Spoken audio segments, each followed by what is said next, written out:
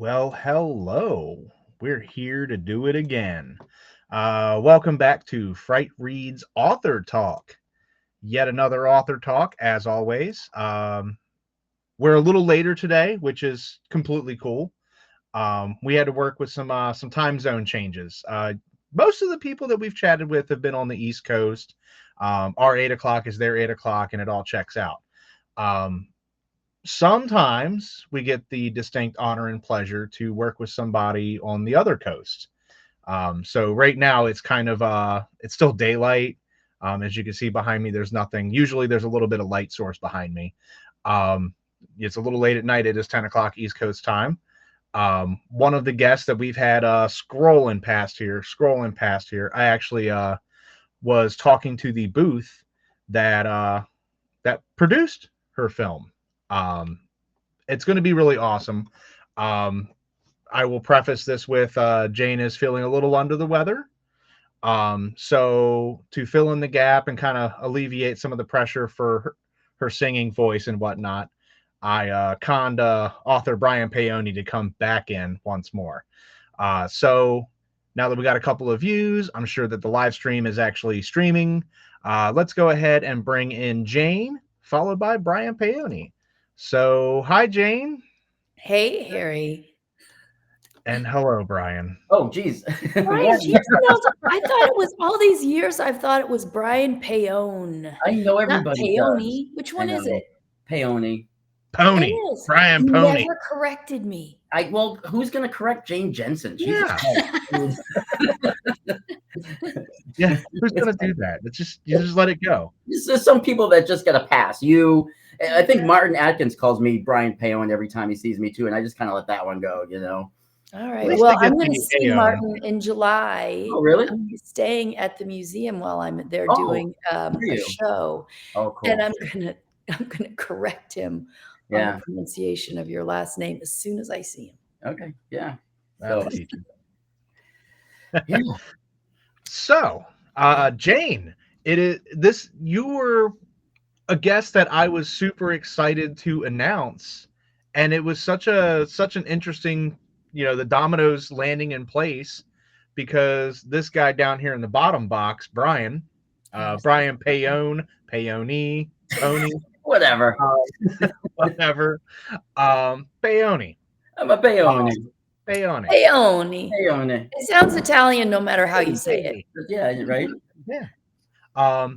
You just randomly went, hey, my buddy Jane would be a cool guest. She was in Tromeo and Juliet. You've heard of that, right? And I just kind of went, yeah, I'm familiar with Troma films. I am, and I'm familiar with that one. For anybody that has never seen that film, it's got the guns in it. The guys that are doing all the DC movies and cartoons right now. So it's kind of cool. It's a unique film. And that's really, I think that sums up any Troma film. It's a unique film. They are unique films. Yes, they So are. you had mentioned that this was a friend of yours, and I was like, of course she is. Why not? You just have this like weird connection with just different facets of people, and I'm just like, of course you do. And then lo and behold, here we are. It's I think a lot of people were just like over the top. I was even talking to the guys at the Troma booth this past weekend. What And was they the were just event like, this last weekend, Harry? this was Monster Mania. Oh, It's okay. a horror convention that happens like 2 or 3 times out of the year between here, Pennsylvania, and Jersey. Did you go Um, as well, Brian? No, I did Monster Mania with Harry in November. November, yeah, Yeah, and that was in Pennsylvania. So we had booths where we were, yeah. smelling our crap. I want to say hi to Teague. Hello, Teague Excepcion. Well, Oh, so you say I that can do last this. name right, but you can't. Mine's only got 5 letters I in have it. no idea if I'm saying that right. She'll let me know one day. We've only known each other since '97. I mean, let's do the math on that. 20, 30 That's all of years. the years. You do the math. That's you like. all of the If you years. choose. Yeah, so the Troma guys were like really excited. And they were like, "Oh wow, that's so cool! Like, we're going to be at the event, right?" And I was like, "I think you are. Lloyd should be bringing his goon squad along. Oh I'd yeah. imagine. So is that happening? Yes or no?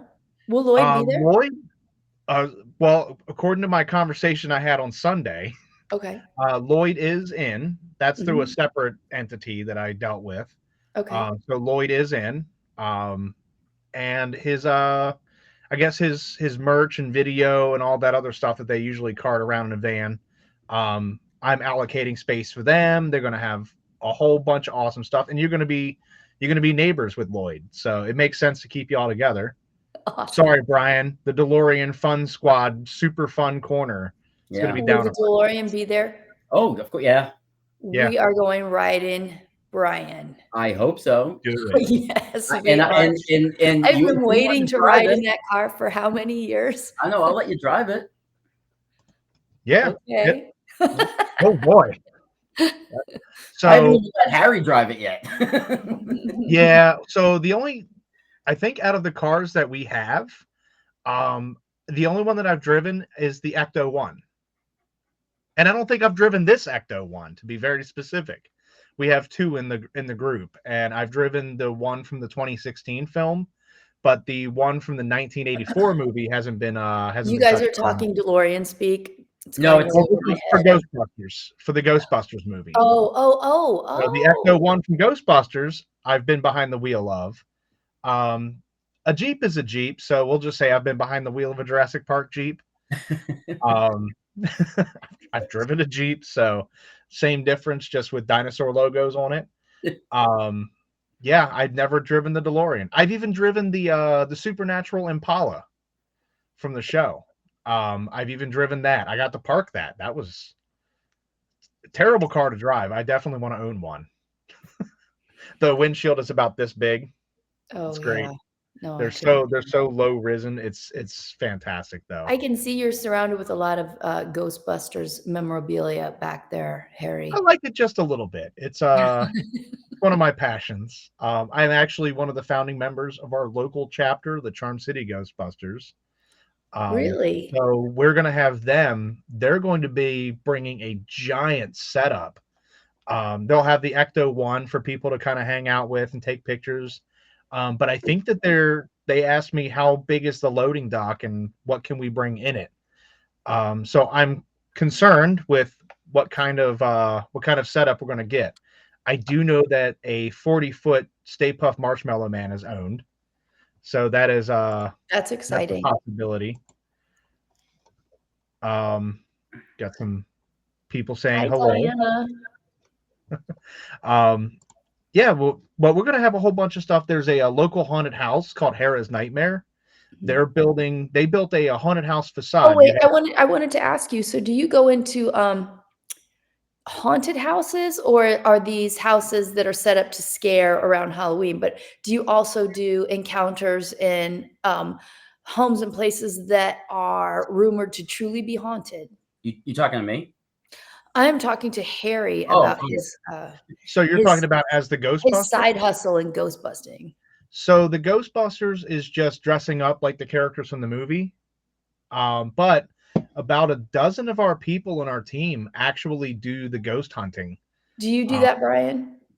I got into it after I spent the 8 weeks at the prison writing the new book. So Right. I was going to ask you about that. That had to After be you did your time, really creepy and would definitely give me nightmares.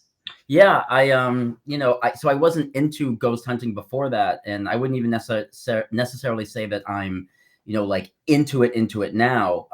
But I wrote a horror novel about a ghost hunt gone wrong, and writing the whole book inside the Missouri State Penitentiary over 8 weeks alone at night in the dark, and it's a very haunted prison, gave me a different appreciation for people who go into these places to, actually investigate and hunt ghosts. So Yes. it has opened my eyes to a world I didn't even know existed. Here I am, just a stupid little author who wanted to write a horror book about ghost hunters getting trapped inside of a prison, and next thing I know, I'm like rubbing elbows with some of the guys who are on TV and stuff. So it's just it's wild, like just how deep it goes. And so you become a stupid little author that rubs elbows with fancy ghost hunters. Yeah, that's on my resume actually. That's at the bottom. Yeah, mine just says stupid little author. Yeah, No, just you. nothing, That's all nothing you followed. Shout The out rest to of it, Adam Baum too. Hey, Adam. yeah, yeah. I've been bringing up anytime somebody pops in, says hi, try to bring them over. But yeah, when Brian was telling me, because Brian, you like industrial music and a lot of that genre, and I do too. We started sharing some of the names that you've toured with and people that you've played with, and I Mhm. was just like, oh my god! I was like, I know all of these bands. This is my favorite part. Um, but the absolute just list of people that you've gotten to play with, and then we had a probably a 40-minute discussion while you were trying to figure out which Crow soundtrack that you Jane got. was on. Oh man, that song, I think it was called Meet Again. Yes, And you there's know, Meet I Again. did Yeah. that. Well, that was a collaboration. Was it a collaboration or did they write it and I just sang it? I think they wrote it and I just sang on that. Hey, David. Um, I'm a huge David fan, so there. There you Um, go. what? Let's see. Yeah, because and you were Meet the Again. it was the only vocal track on the soundtrack. The rest of it's the Yeah. score. That's And then right. and then Yeah, I was so happy to do that. It was a really beautiful song, and I'm blanking on the composer's name, but he went on to do tons of fantastic horror stuff. I have Yeah. Jensen at my fingertips. Hold on, you keep talking. I'll Yes, find. he's Brian will amazing. deliver it. So And then I'll go, what's ah, cool is that particular Crow movie. mhm, So really funny story about my watching of The Crow. The first Crow movie was not the original, was not the Brandon Lee that I saw. It okay, was actually Salvation, which was the one that you did the part of the soundtrack for. right. And I even said, he's like, I don't know, it's one of the other ones. It wasn't the first one. And I was like, okay, well, you got like a 1 in 4 shot or something, however many Crow movies there are. I just Um, know the song really, really well. I just forgot yeah, which movie but it it went. but it ended up being one of, oddly enough, my favorites because it was the one that I managed to get a copy of the VHS. That's right, kids. VHSs were these things What that is you that? used to have to stream, and you put it inside to stream, and you had to rewind the Yeah, you stream, put it inside to stream. and then you had to rewind the stream. Yeah. But Was I it happen to have Marco that. Beltrami? Am I saying that right? Marco? Yeah, Marco Beltrami. Marco Yeah. Hey, Yep. He's done so many soundtracks. He's super talented. That's the only time that I worked with him. Yep. Was around that period. I worked with him on another track, but it didn't quite happen. But Meet Again, yeah, that was yeah, really sweet. but that ended up being one of my favorite Crow iterations. Because it was the first one that I got a hold of. You know, I got my first paycheck and I was like, ooh, I'm buying something and I want to buy something kind of edgy. And I guess The Crow was the first thing that popped into That my was head. the first edgy thing that popped in your mind. Yes, that was But it really was cool. something And that I Jim had wanted to Cordillo put see. that together for me, so I have to say thanks to Jim in case he ever tunes in and listens for putting that, hooking me up with Marco and that soundtrack. And that But came out right Hey, Star. yeah, that came out right around the Burner album. Like it was relatively in the same time frame probably. that Burner came Maybe. out. Like it was like 1 or 2 years either before it or after. Before, Yeah. definitely before, yeah. It was closer to Burner than it was comic book horror. I know that.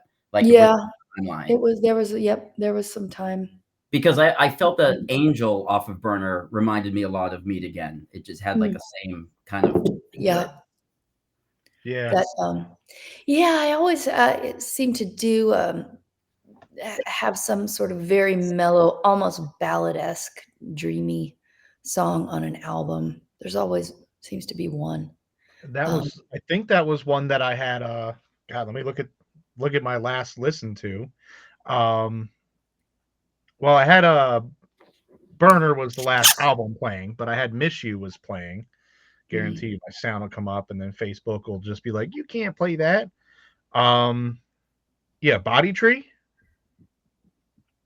That was Oh, playing. Bodhi Tree. Bodhi Yeah, Tree, so yeah. I did, and that's a whole left field situation there Yeah, for and me. that was That playing was, on the shuffle, and I was like, okay, I'm yeah, it's kinda weird when those songs pop up because they not a good really driving song. what? Not a a good good driving driving song. song, because I'm just like, so relaxing. Right, yeah. It's a whole album of meditation music. So Yeah, but it Yeah, it doesn't works as a quite whole. gel with yeah, what? yeah, It works as a whole. Like the Enchant EP works when you listen to it from start to finish. yeah, yeah. Right, but not mixed in with Yeah. everything else You're that gonna You I go love from can't like go for from, sure. Astro Pop USA Four to, to, yeah, yeah, it's just like what's going on. They Right. clash. They yeah. definitely clash. But that's the But, beauty you of having all music on shuffle.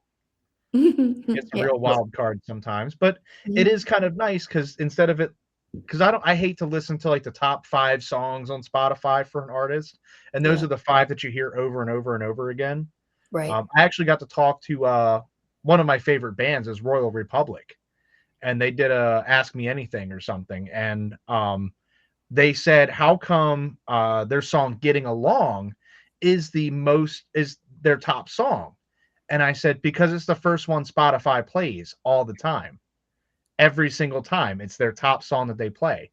Yep. And they were like, because it's been on our set list. We just thought everybody really loved it. And I was It's like, just no, there. it's because it's the first one that Spotify will shuffle. Mhm. So it's Yeah, kind of, I've been on some compilations recently, and I realize um, if you get the first or second, well, especially the first slot on a compilation, every time you reload it, yeah, doesn't pick up usually where you left off. It just keeps playing that first track over and over. So it is a very yeah. prime spot to get number one. Thank you, Michael. Rockin' Highway 90. Yeah. That is a Ooh, song that is in the current set for the shows that I have coming up. Oh, So, right that's on. so That's a good. good oh, song. Michael, I hope you can come out to a show. Yeah, Do I'm that's you losing I my that's playing voice, today. folks. I'm trying to hang in there. I know it doesn't sound very good, So but yeah. Jane, I have a question. Are Yeah. we ever gonna get Privateer Part 2? I've been waiting since like what 2002, 1 or whatever when that came out. It Yeah, very clearly says Part 1 on the cover. Like I that it's know. That so was such a theme, Brian Paone. It was, I was watching the Washington documentary with my son the other night, and, there was a time when I was just sort of really consumed with I think it was, when Bush was in office and we yeah. were all mortified and, trying to get him out of there. And, so I did that, very, also kind of a left field collection of songs.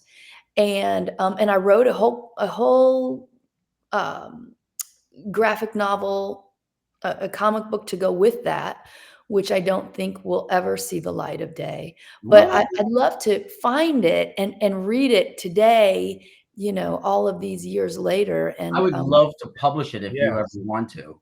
so that character that was on the cover of that Yeah. artwork, if you remember, she could Yeah. go back in time Yeah. and, counsel these founding members of our country. Hmm. Um, but it's quite possible that it was very terrible. It's quite Um, it could be. We don't know. I see. but anyway, I'd like to reread it myself. Well, I mean, "Truth Is" one of my favorite Jane songs. Like, I just have always been Oh, with yeah, that. that was a little bit different. It did get tacked onto that, collection of songs, Yeah. but it was, that was a very, post Dolls Yes. song. It was when I was working with, Roger Chi, and we were in the studio, we were doing doll stuff. I was playing a lot with the dolls. I think we were at Electric Lady Studios, and it Mhm. was just one of these nights, and we just had this loop. And so that's one of those songs, kind of like Love Song, where it was just like, Yeah. let's do this. Right. And it was, one take vocal, and that was that Like song. lightning in a bottle, though.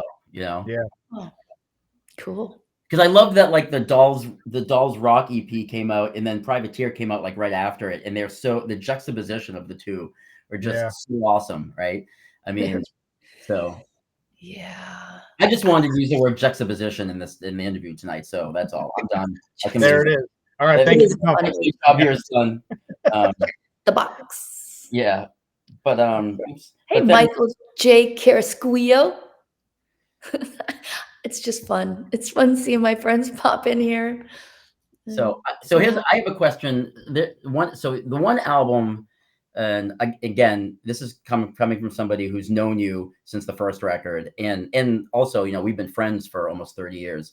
I always felt that My Rockabye is the anomaly of your discography, right? And not like Enchant is different because that was supposed to be like a meditative record. Like there was a, but My Rockabye album is like it's kind of like you being like, you know what? Fuck electronics. I'm gonna write an acoustic record, like from start to finish, you know. And it has so much like different personality than the rest of your catalog.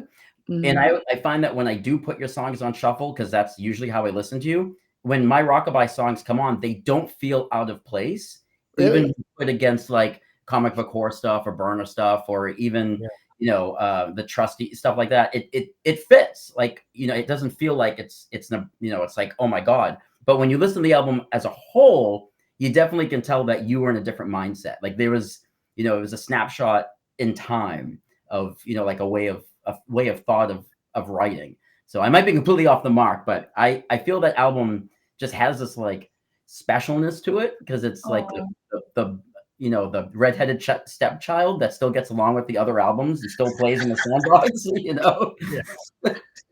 Hello, David. Oh, hi, David. I love David David. just dropped into. And so yes, that is an anomaly. You're right. And my plan was to just do an acoustic album from start to finish. But you know, and that's how all the songs were written. To this day, I can I can just sit down and play all of those songs. Right. That's how that was written, just on my acoustic guitar. And I did do a thing where I did a series of shows, just me and a drummer, Brian Fields. We did a few shows. I think I did a couple shows with a full band to represent the album, but mainly Brian and I would just do, and that was a lot of fun. I kind of wish I would have stuck with it and really got what I was visualizing across. I don't think I ever truly did. I was kind of expressing what I was going through, moving from the music industry in LA and New York to Indiana and getting married and starting a family. And so I just switched my perspective on everything and took a whole different musical perspective as well. It's not my favorite album in retrospect, but I still like a lot of those songs, especially Saturday Night, which is if I do an acoustic set at Frightreads, and the thing that I'm working on is called the Murder Ballads That Led to My Redemption. I will do Saturday Night, and that song was a song that James Gunn really took a liking to, and he used it in his film. Oh gosh, what was it? With the creepy Slither. He used it in Slither yeah. in Pam's death scene. So is that song available like anywhere for people to hear its full version, or is it just in a snapshot in the movie? Oh, Saturday Night is on My Rockabye. Oh yeah, the song Saturday Night. Yeah, the song. It's also on. When you said Saturday Night, I thought you meant Saturday Night at Frightreads. Like I thought it was a sentence. No. She's gonna play Saturday night, sometime Saturday morning. Oh, goodness, just I'll see. I got distracted by David mentioning me in the movie I'm in that he was the director. We'll get there. I think Todd had a pretty fun question because that's always that oddball question. Who would you play? Now, I don't know if Todd means like a show, like a concert, like play alongside of their band, or have them play along with you, because that's two different worlds. Well, it would be one of two. It would either be Al Jorgensen or Bob Dylan, and they're so completely opposed. Yeah, they are. But you know, I've certainly been a huge fan of Al, and that first Ministry album is what really pulled me into loving industrial music and learning about all of the other bands and making so many friends in that world. And then my relationship with Bob Dylan is just a very personal one. I'm a really, very big fan. I seem to like turn to his music when things get really difficult. Yeah, yeah. It's he has some pretty good songs. It's stuff you can just mellow out to. Um, that's really good. So Mm. Brian, you jumped ahead with David's film role mention. If anybody doesn't know David or recognize his name, I did not know who this man was until 2017, I think was when I met him. And I spent the whole night with him. And David is one of the most amazing, nicest people that I've ever met in the film industry. Like that man is just, I can't say nicer things about. I agree, David Calliope. I mean, I wish he did. I wish he lived closer because he's the type of guy I would go pick up in the DeLorean and go hang out with. You know.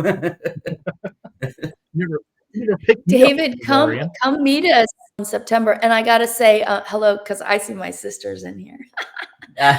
My sister Elizabeth dropped in. Hi, There we sis. go. Oh, what made go off on that and more docudrama songs? Jim Jones song. Oh, Jones, yeah, that was a really fun one to write, and yeah, I've had a long-standing interest in murder ballads, and like Nick Cave. Like Nick Cave. What? Probably the first one I ever heard was Folsom Prison by Johnny Cash, and I love singing that song. I love playing that song.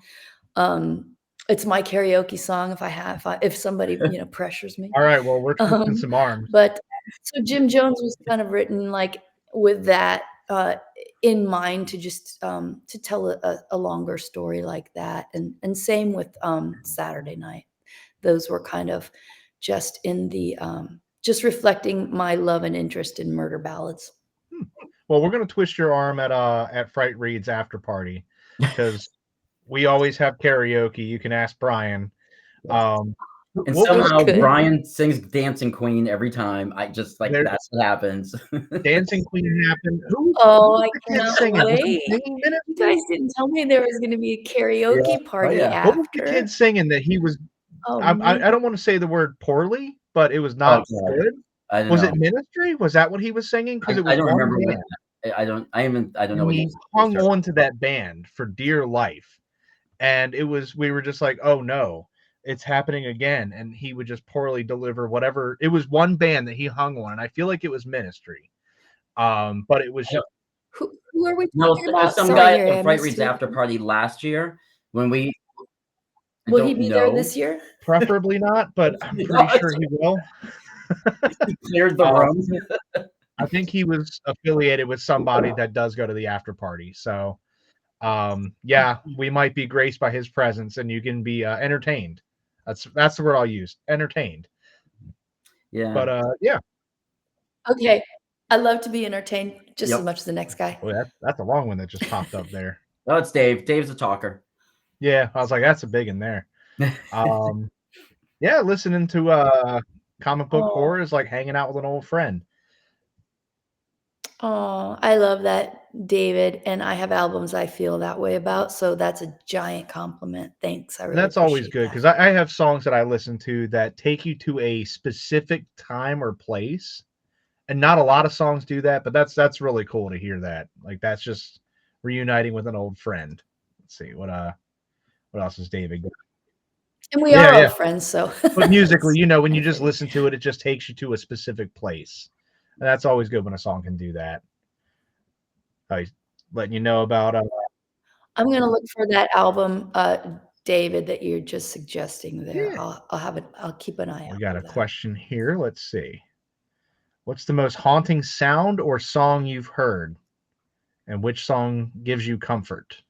Sound or song? It's an interesting question. There's a song that is on regular rotation on probably my favorite music podcast, or is it Mixcloud? It's called Situation 47 with Melody Horror and Sphere V. And they play this haunting, beautiful song called Damn it. No, I'm not remembering it right now. Because it's newer to me. I've only heard it recently, but I've been pretty bewitched by it. But anyway, so let's see. Let me look at that question So how again. about comforting? The most haunting sound or song that you've heard. Well, you said Bob Dylan. Well, I'll tell you, there's a song called Erase by a band called Delta S. And it's kind of like a dark romantic industrial song. I probably listened to it 100 times. I really love it. It's one of the most beautiful songs I have ever heard. So if you like industrial music that's also beautiful and creative and romantic, not so much grating to the ears, but just like stunning production. It's called Erase by Delta S. It is such an outstanding song. And that's your comfort song? Yeah. I listen to it a lot. You know, sometimes you want to listen to a song that will make you cry. This song can do that, you know.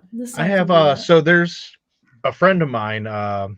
So I used to do music way back in the day. But you see, it's under his. Get the name, the actual proper name of it. But it's a buddy of mine, Brad William Cox. I'm trying to pull it up here. There we go. Good Lord, fighting for my life here.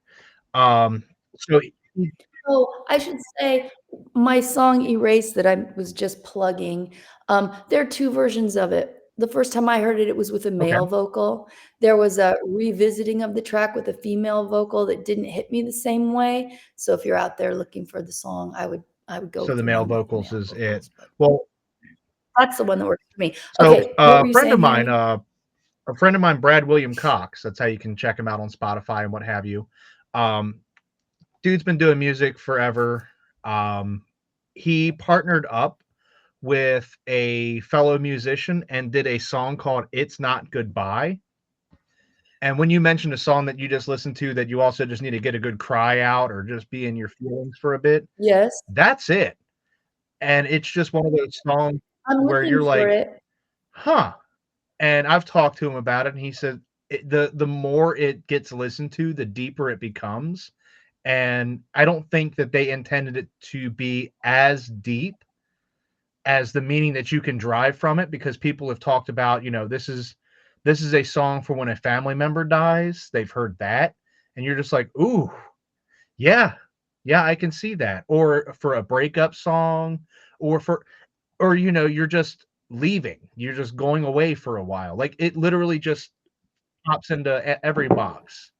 And when he came out with that, I think over the holidays, around the new year, it played constantly, and I was like, wow. I was like, and this is you? Wow. And it's just one of those songs. Brad Yeah. Williams. Yeah, his band's pretty good. They do kind of that 90s alt music style. Funny story, we actually we spoke to each other because we met through books again. And we were talking about bands that we've had in the past, and our bands actually played a week apart at the same venue, and we remember seeing each other's bands poster. That's small world. Like, I remember you guys, you know. What was your band poster, Harry? My band at the time was it was Zero to the End, and we were kind of. Well, that's a good I name know, for right? a band. God, I wish it went somewhere. I was like, it's a good song title as well. It's a good book title. Yeah. Oh yeah, it's a great book title. And it might I might fictionalize like a music story or something and use that. But Brad's band at the time, Schizo Calypso. How do you forget a band like that? That's a band name that sticks with you. You go, wow, that's a really unique name. His band was playing, and this was at the Wrecker Theater, which now has reopened. It had closed for a good decade and a half or so down in the city. But um, small world when you just meet people. But his music is just, I mean, I think he's a few years older than me, but I mean, constantly evolving, constantly growing, and he's been churning this sound for uh, probably the better part of 25 to 30 years, and just constantly developing, and it's just fantastic. Every time he comes out with a new album, you're just like, wow. And then that particular song, it was just he has it's a duet, and when the two of them are just singing together, it's not goodbye, and you're like, oh, you just get the chills. Yeah, it's a good song. That's what you want to get. What's your go-to? Is it REO Speedwagon, Brian? Me? So Oh yeah, man. so I mean, it's girls know it's true, Milli Vanilli always. I mean, that's Yeah. right. No, but if we're talking about like serious, like we're actually giving serious answers, there's a band called Vava. Okay. Oh, I Yeah, remember and their that. song "Bluer Than Midnight" probably is the most earth-shattering 3 minutes of music I still have ever heard in my life. It's just it's like when it's over, you're like, yeah, no, I'm done. Like that's pick me up. But Jane, I did want to ask a question, like, because putting you in the hot seat here. So you have some songs that are like deeper than deep cuts, right? Like deeper than deep cuts. So your song "Honeybee," if you like, why was it never Craig properly always loved released, that or song, man. it's such. Why was it never What's that? like properly released on a record? It's such a great song, and it's one of those things that, like, unless you're a Jane fan and you go through like fucking Narnia and go out the other side, that's when you find that song. So Yeah, Craig never forgave me for that. Oh, He it's a loved that great song. song. I mean, I have it saved as comic book horror extra track because it doesn't go on a record, but in my own personal playlist, that's how I have it labeled because it was around that time. But I was like, it would've Daisy fit on Chain that was album. another one. Yeah, so that one, the only reason it just didn't seem, it seemed a little too like funky and sexy for the album, in my opinion. And it wasn't that I didn't like the song. I loved it. I loved singing it. I loved writing it. I just thought it was, for something else. And then it just never found Yeah, its little spot. it's I mean, I think I did release it you on a did. limited That's how I basis. have it. Because I went. Yeah. I did, and I'll still sometimes put stuff Right. out and then pull it, but I found it's getting harder to pull things Yeah. now. It was really great, when I first started releasing things independently. You realize, oh, I can Right. change my mind and You can be remove George it. Lucas and just completely change the song if you want. Nobody will know. Add some CGI. Right. And then I got so one more song I want to ask you about, and I've been debating whether or not to ask this because this could go one of two ways. We could either lose all of Harry's followers, or you might never talk to me again. Those three people will get over it. I have a feeling I what know song I'm what it's talking going about, to right? be. Okay. No, I The don't. title. What? If there's anybody like listening that's like 16 and younger, like put fingers in your ears for a second. Do you know what I'm going to say? Okay, see, They're in bed, Brian. it's It's the title. So late at night. why isn't that song like officially like put out, right? Man, That was a great. jam. It's a great. Again, I have it on my playlist too, like in parentheses, because I think you gave me a copy of it, like on a burnt CD, maybe. I get regular emails, hey, where's that song? Yeah. I heard you play it live. Yes. Where's that song? Where's that song? Where's that song? And I guess maybe it never was released at I know all. that Maybe my that song was never copy, released. the copy that I have, and this is why I think you gave it to me on like a burnt CD, because it doesn't seem mastered. It's a rough mix. You can it's tell that really it rough, just yeah. like you leveled the instruments that sound somewhat appropriate, and then I think you gave me a copy of the song. Right. Yeah. We used to close when I was touring for Comic Book Horror and the Dolls. We closed every single show with a song called Little Devil and another song Right. called Blowjob Barbie. And people would go absolutely berserk. And it was a lot of fun. But it just always seemed like a really full-on Dolls song. It didn't seem like it would fit with something that I could just release on my Oh, own. it feels Blowjob Barbie feels like it should be on the Dolls Rock EP. Like it just fits there. Oh, you know. Yeah. So yeah. Well, yeah. And then I also got a lot of email when the Barbie movie came out see a if few you years see ago. if they would put a song called Blowjob Barbie in it. Well, some of the soundtrack, I mean, why wouldn't that fit in? And then there's Monster Island, which is kind of another triple deep cut, you know, that you put out. You know, so yeah, those were fun. I was writing with Roger Chi and Sandy Brackwell, and Sandy and I didn't ever matter what Sandy and I were doing. We were just having a blast. If we worked together, I'm sorry, I have a cough drop now. But anyway, so yeah, we wrote Monster Island together, and we wrote Blowjob Barbie together. We wrote Fast Girl USA together. They're all fun songs. Fun. Yeah. Mm-hmm. Yeah, they're all definitely. We had another song called Little Lamb. That was really hilarious. It was fun. Booterella was a super fun band. We had a great time. That was what we were called before we were the Dolls. Ooh. Yeah.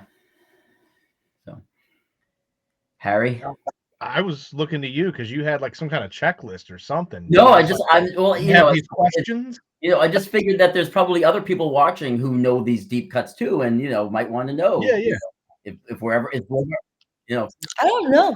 Some people just don't go back quite only that me. far. Like I'm the psycho. Right? Those are songs that you would know if you went to a lot of shows. And you know, because they weren't released, but it does go to show how memorable they were, just from a live show. Yeah, and so, like you know how I met you is kind of an interesting story. I don't know if you remember, but you played with Moby in Boston, or outside Boston. How could I forget that? I could never forget playing with Moby. The funny thing about that show was, so Moby, like at the time, and he still is, but is like my mother's favorite artist, right? And I don't know if you remember meeting my mom that night too, that day, but so I bought her tickets to take her to see Moby. It was going to be her first time seeing him live. That was the Animal Rights tour. I do remember. And when you got announced, like I'm a huge Moby fan, don't get me wrong, but at the time, Comic Book Horror was the only thing in my CD player, like the only thing. So when you got announced, I just like lost my mind, right? I was just like, fangirling, like I was like doing this, like in the corner. I couldn't believe you were going to be there. Again, never expecting that I was going to meet you, like never in a million years. Like I didn't even know that would even be an option. But if you remember how we even started talking was I bought your T-shirt, and I saw you at like the table, and I asked you to sign. It was the Comic Book Horror, you with like the ray gun picture, right? And you signed, "Thanks, Brian," and then you wrote a heart and you wrote Jane. And you like were so excited that like, you like I introduced you to my mom, and it was like her Mother's Day gift, and like you were super psyched that that I bought the T-shirt and that I was there like specifically to see you. And I wrote you a letter, like snail mail letter. Like I found an address. I'm like, I think inside Comic Book Horror. And I was like, I don't know if you remember me, but I was the kid at the Moby show with his mom, and I bought the T-shirt, and you signed it, and you wrote me back. You wrote me back. You're like, I do remember you, Brian. How are you? And this was 97, right? And somehow, at some point, I don't know how, but like we exchanged emails, and then we eventually exchanged phone numbers, because then you and I used to talk on the phone, and it's so weird how like going to that show, like as a fan, buying your T-shirt and having you sign it, like now here we are in 2025, talking like this. And, you and I have never really lost touch. I mean, there's been blocks of time, but you and I have really stayed in touch for the last 30 years, Well, I found that the people that would come to my shows, I felt I had a Right. lot in common with.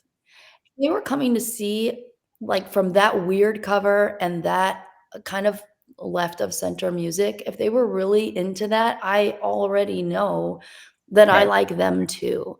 And so I made a ton of friends because I just find, that a lot of the people that love my music, we're very like-minded, and it's a lot of super, super Yeah. creative people. A lot of people that are doing their own music, or they're writers, or they're, a lot of people that do art in different ways. So it made sense to me. I could never understand people that were just like, "Oh God, I'm gonna go sit at the table and Yeah. talk to all these people." Like, I just don't get that. But that's probably that show that you're talking about, probably my That favorite was all-time amazing. show. I I was at the love that barrier show. looking up at you on stage, and I just couldn't believe, like, you were in front of me playing these songs that I had worn out, for the last 6 or 8 months. Like, it was just I was just like, "Oh, man," it was so amazing. And never in my wildest dreams did I ever think I was gonna meet you that day. But what I found, and because this is like an author talk podcast, I do wanna say that, do you know that when I published my first novel, which is about David from God Lives Underwater, do you know that you were one of the first people? You sent me a MySpace message, because this was MySpace stage. Yeah, you Nice. sent me a MySpace. MySpace message congratulating me on, like, finishing the novel, and that you were interested in reading it because you knew almost everybody I was talking about in it. Because I talk about, all the industrial. It's a great Yeah, and I just great remember music. being like, "How cool is this?" Like, Jane Jensen, like, sent me a message unsolicited, like, congratulating me on my first published novel. Like, this is pretty badass, you know? So, like, that Dude, always stuck out in my MySpace. mind too, you know? So, Was it she just yeah. was she in your top 8? What's that? Was she in your top 8? That's a throwback. Remember when you could arrange Oh, your I friends? wanna throw me all the way Top right 8. back there because that was You so had to much earn fun. you had to earn I your like place. Do you MySpace. wanna Yeah, be in in the my top top 8 8? friends. Yeah. Yeah, I know. But yeah, that was like, for someone like me who's always wanted to be an author and always wanted to be a published author and always wanted to, do it for real, like for a career. When the announcement came out that my first book had been published, for like you to like unsolicitedly like reach out and like congratulate me, that was like a big thing for me. Like that meant a lot. So Oh, yeah, well, I I'm am glad I too. did it. Yeah. I was really happy about it. I thought it was super cool, and I was really glad that you were taking the time to kind of focus and highlight on his life and his Yeah, that interesting was music. I was in a I was in a really dark place after he died, like, because I didn't know what to do with that grief Yeah. because we had become so close, and, his drug Mhm. addiction had spiraled out of control, so when he died, I just didn't know what to do, like, I didn't know where to plug that, and I became self-destructive, and somebody was worried about me, said, "Hey, you wanna be a writer, or you are a writer, or you wanna be an author, why don't you write about it?" Never in my wildest dreams realizing that that would be the springboard to my author career, like writing a book about his death, so it's crazy how the universe sets things up, and then Yeah. And here you are many now, books many books later, I later. know. Book number 12 coming out at Frightreads. So, Oh. yeah, you know. Oh, boy. Is it coming? It's gonna Yeah, be so my released that book, day? yeah, my That 12th time? Oh, great. overall novel release day is the first day of Frightreads. So, yeah, that'll be fun. Hmm. So, launching. I wanna answer Yeah. David's question about Oxygen 23, and, David, I see myself doing some more electronic music, but probably not that mellow and chill like Oxygen 23.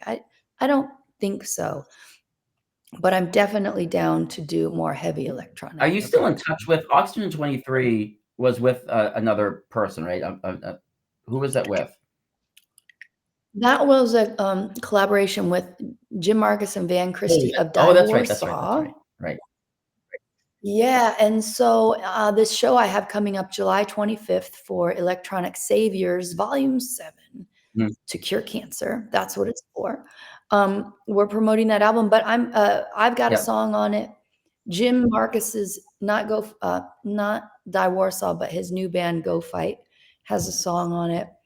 Um, I'll be playing with him and, Saphira V and Red Locust and, DJ Vegan in Black, and I think it's Intersperse is the let's see. I don't know. Anyway, that's going to be July 25th. And yes, Cool. I'm in Yeah, touch I with just them. bought that compilation on Bandcamp when you announced it on your Facebook. Yeah.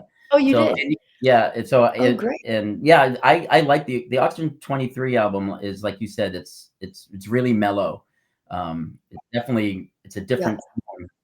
I think Enchant is probably the most similar thing that I've done to that work, and I probably won't do more like that. But thanks for asking, David. Well, we got another the You old never know. controversy. Never say never. We got some controversy from Michael here. Streaming versus buying, because I have I think we can kind of speak on that too, because even with the ebook versus tangible physical copy, Right. like the Kindle Unlimited type of things, which is kind of the sort of mostly the same thing. Well, let me hear what you guys think about it. So my stance on it, and I have a bunch of friends in bands. I see when they get their royalty checks of 0.008 cents after 10 million streams or whatever the payout is. It's really it's not paying the bills.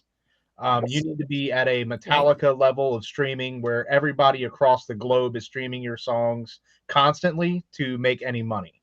Or you could be like U2 and just throw your album into everybody's iPhone. Just force it into everybody's album. Hello, I'm Bono, and here's our album. Enjoy.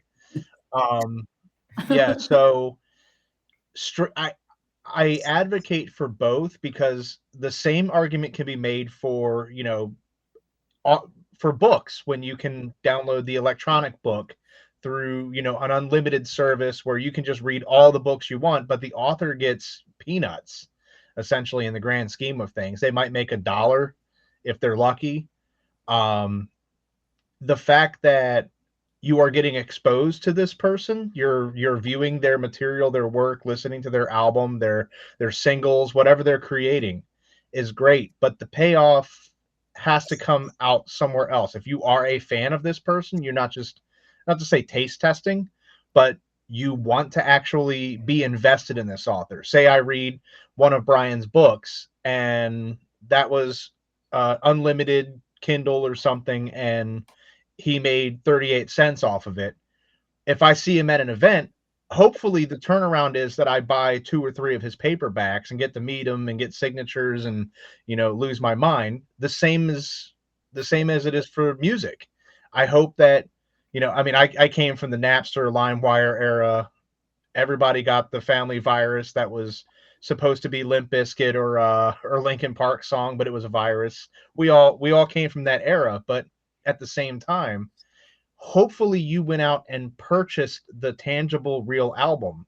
Hopefully, if that band came into town, whether you streamed it or however you procured the music, hopefully in person you supported them.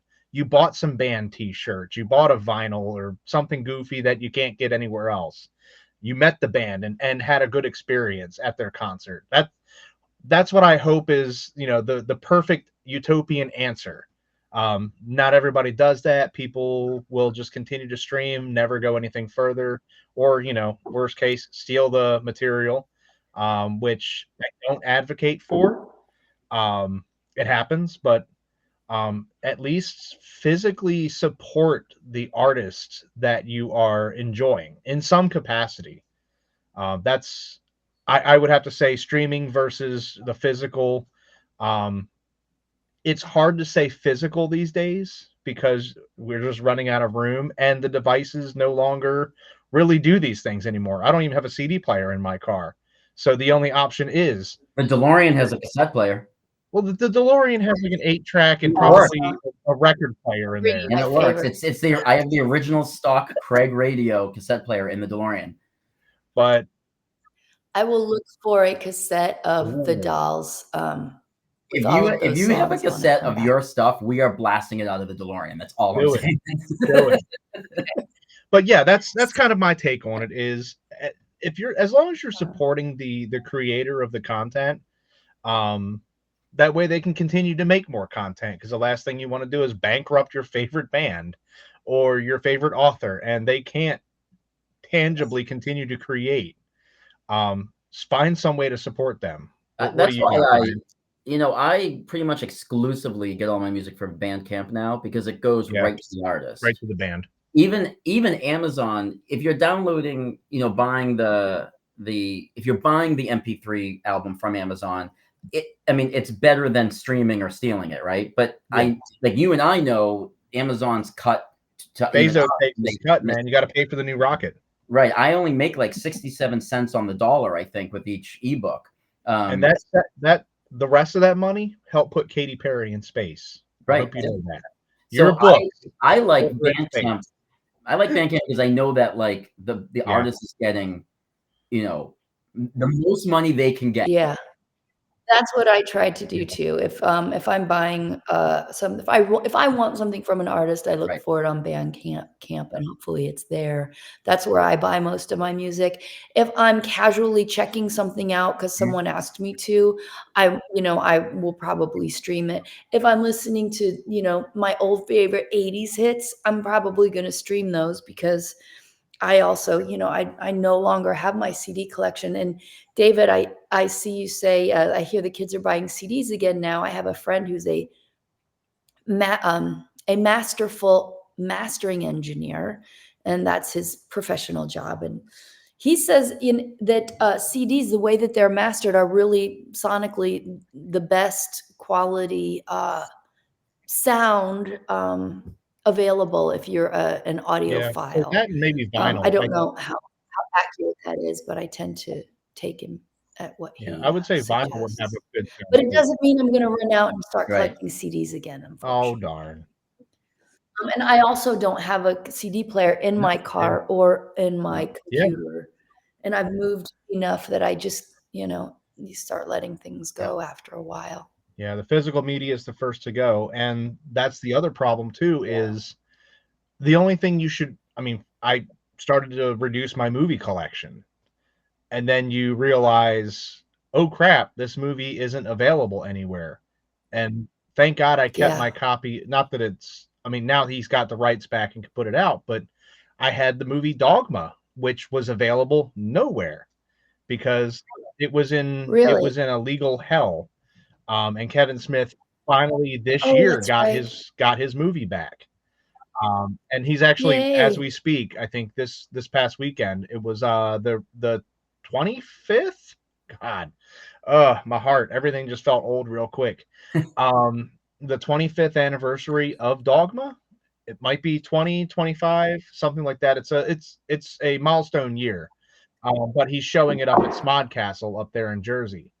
And what a moment. But imagine if he never got the rights back. There's a bunch of movies that just you can't find. What was one?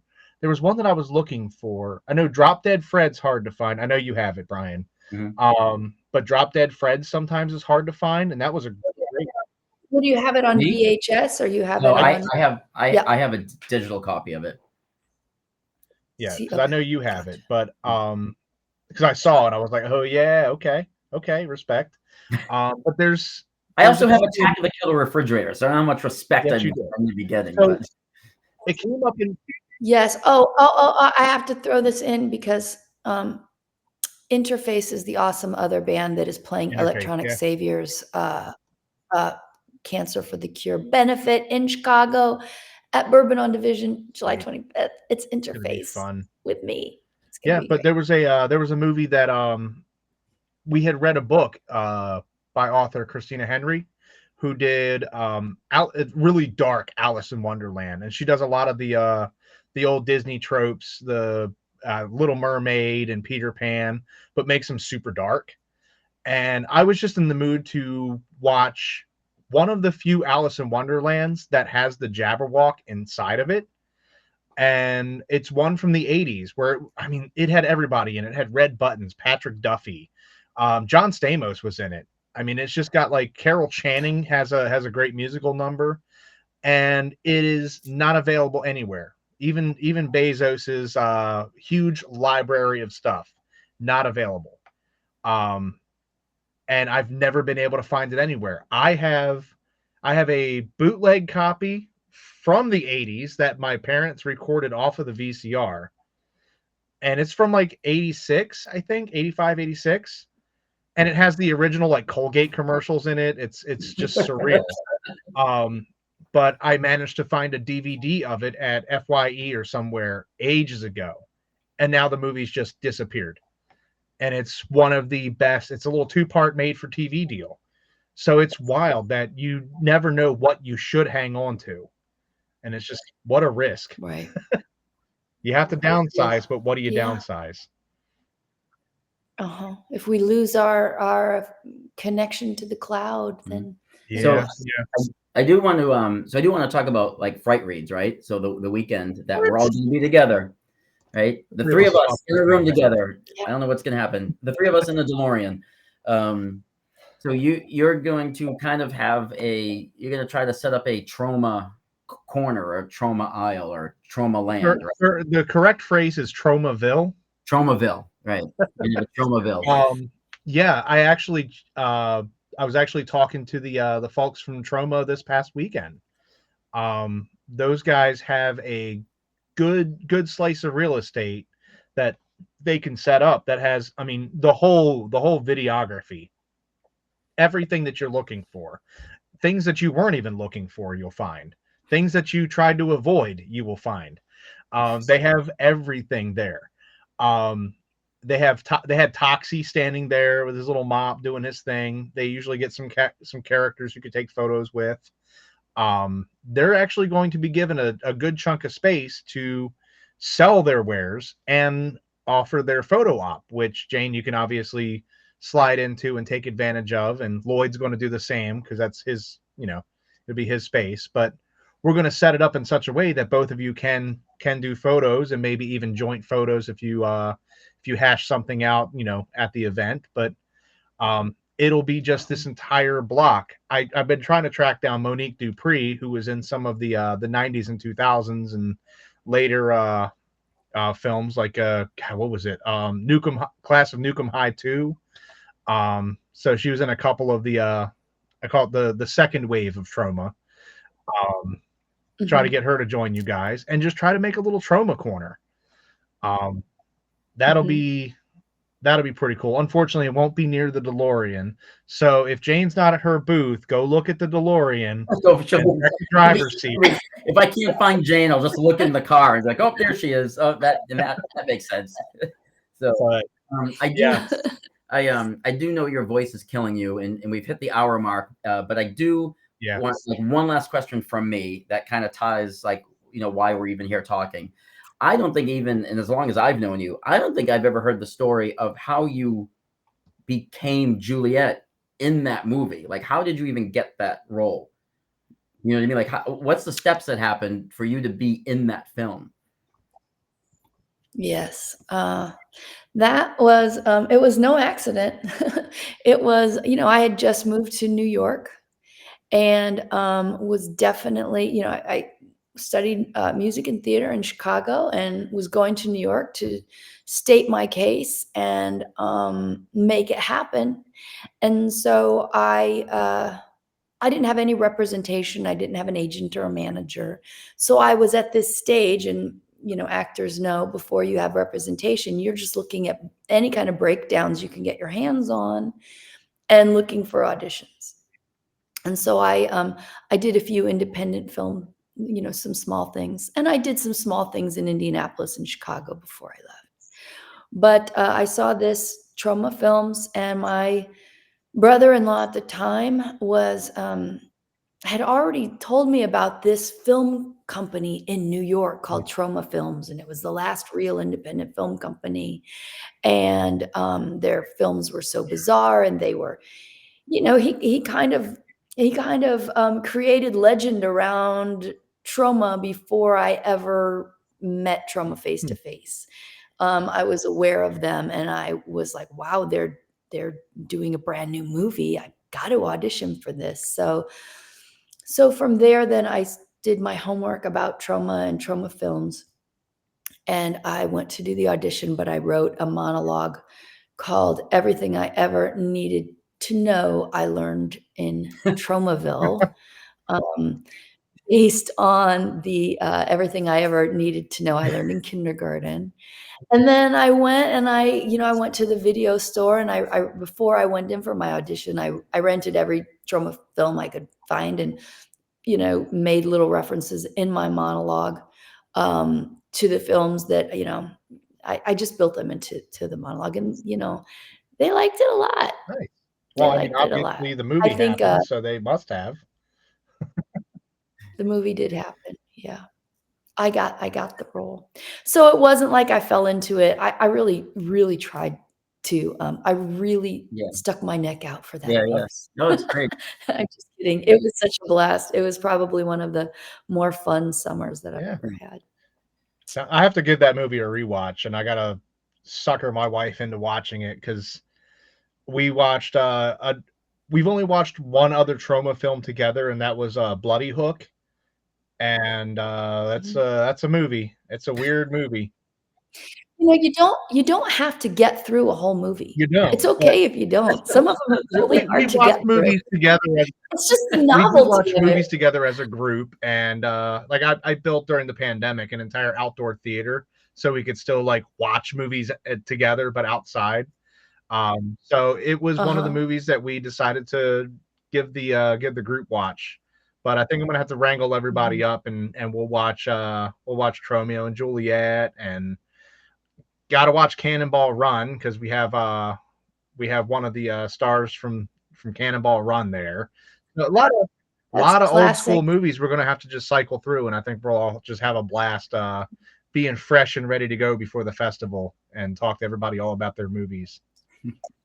Yeah. Oh, I know my head of security, Steve, is a fan of yours, so I might need security for security. Someone's gonna be watching Steve the whole night. Yeah, who watches The Watchmen? Who watches Steve?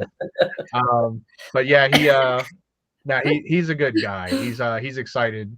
I don't know who he's going to bounce around to first. It's going to be either he's got to get something from Cannonball Run or something from you. I don't know where he's headed first, but I know he's excited. So I know a lot of my staff are like, yeah.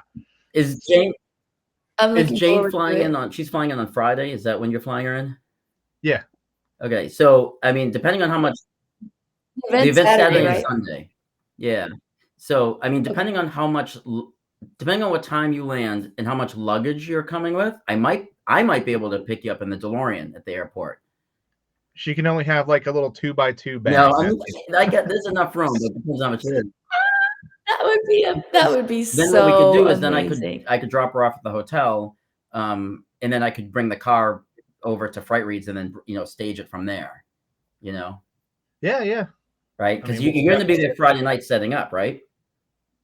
Yeah.